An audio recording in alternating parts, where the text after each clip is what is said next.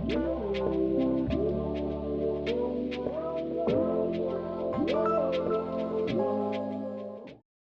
morning, everyone. This is Rob McDougall from Zhang Financial here with your weekly economic update. Today is Monday, September 15th, 2025. Apologies up front. We did fail to do our podcast last week. I know dozens of you were disappointed. We apologize for it. We try not to miss too many weeks, or if we do, try to give you advance. We did fail last week, so I ask for your forgiveness on that. So let's take a look at the economic activity that was reported last week. Very much a mixed bag. So last week, Wednesday, big day, PPI. Most of the movement last week in markets had to do with inflation expectations. But last week on Wednesday, PPI was released. PPI and core PPI, both very favorable. Now, the month before, for the month of July, both metrics were disappointingly high, and they definitely came back strong favor of non-inflationary metrics for the month of August. So the core PPI number was expected to come in at a positive 0.3 month over month. It came in at a positive 0.1%. And the headline PPI was expected to come in at a positive 0.3 and came in at a negative 0.1. So very favorable from a producer price index standpoint last week.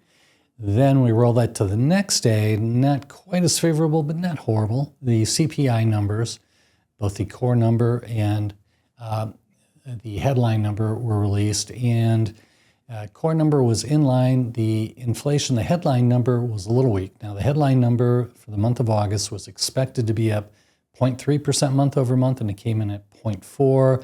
If you dig down into it, it is obviously the difference between the core and the headline number, food and energy, that drove that upside negative surprise. Food month over month up 0.5%. Energy month over month positive 0.7%, driving the disappointing 0.4 month over month. But the core right in line, was expected to come in for August at positive 0.3, and it did come in exactly a positive 0.3. Now, on the same day, last Thursday, initial jobless claims. This was an outlier and very surprising. And this number's been creeping up, so the fact that there was upside, disappointing surprise, wasn't that surprising, but the magnitude was. The expectation for that week was expected to be 235,000 new claims. It came in at 263. Now, there's not a lot of precision around these weekly numbers, so you have to sort of guess as to what might have happened.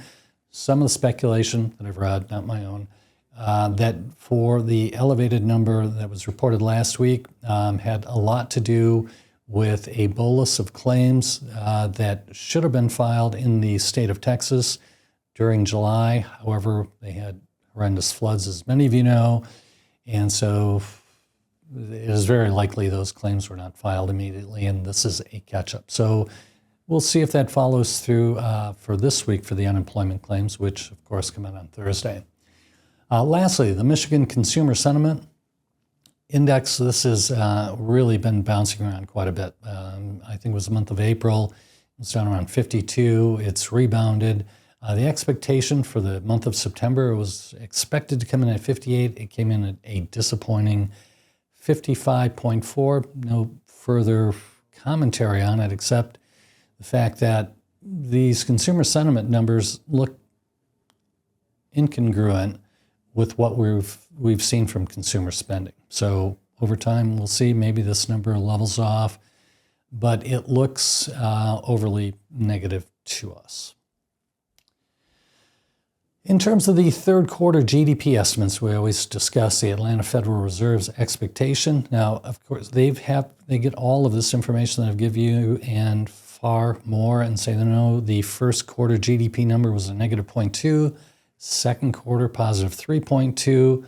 So given some of this mixed economic data that we've seen, I would expect a very tepid expectation for third quarter GDP, but no, the Atlanta Federal Reserve still believes we are going to post a 3.1% GDP growth for the third quarter 2025, and we're only 3 weeks away from the closing of the quarter. Inflation expectations, not a lot of movement here. Actually came down last week. It's at 2.36%. That's the expectation embedded in the Fed funds future market for the average inflation over the next 10 years.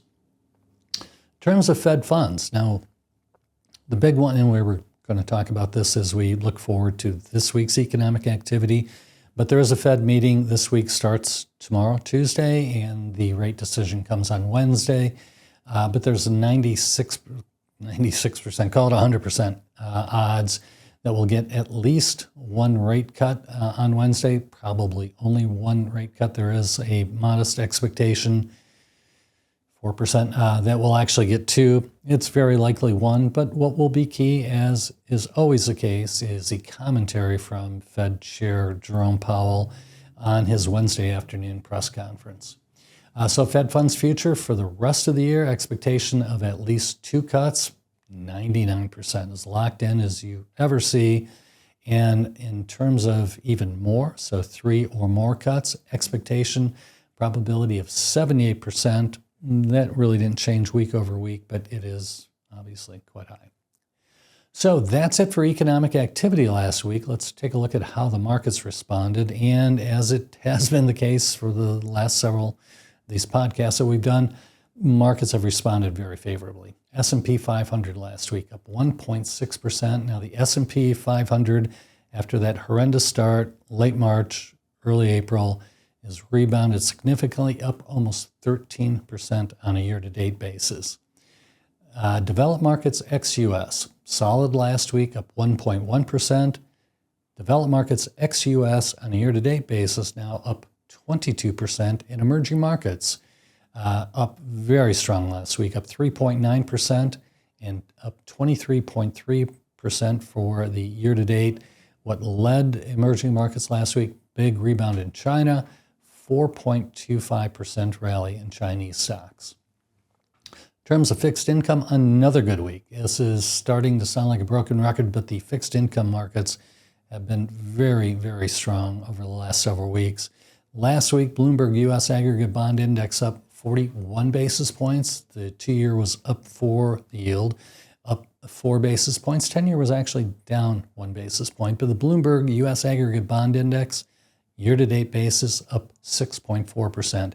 And I'll just mention parenthetically, we do watch if there are any abnormalities, backups, strong purchases in terms of U.S. Treasury issuance on any given week.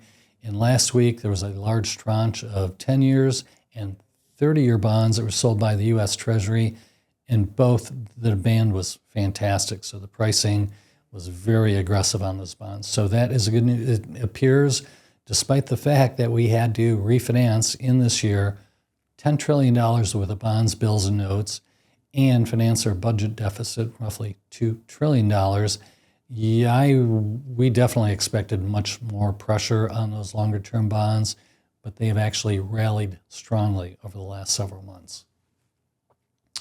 Let's look at the economic activity that will be reported this week. Starting tomorrow, retail sales. This will be interesting because, again, that Michigan Consumer Sentiment Index would suggest consumer spending must be falling off a cliff, but we don't think it is. So retail sales for the month of August will be released tomorrow, and that is expected to be up 3.3%. And when you strip out automotive, a little more cyclical, that is expected to be up 0.4% month over month for the month of August. On Wednesday, big data point for the week, the biggest by far, one of the biggest of the quarter, the Fed interest rate decision. Again, they'll probably drop 25 basis points, could be 50, but the commentary will really drive the market response to it. On Thursday, we do have the initial jobless claims again last week, very surprising to the negative / upside at that 263,000.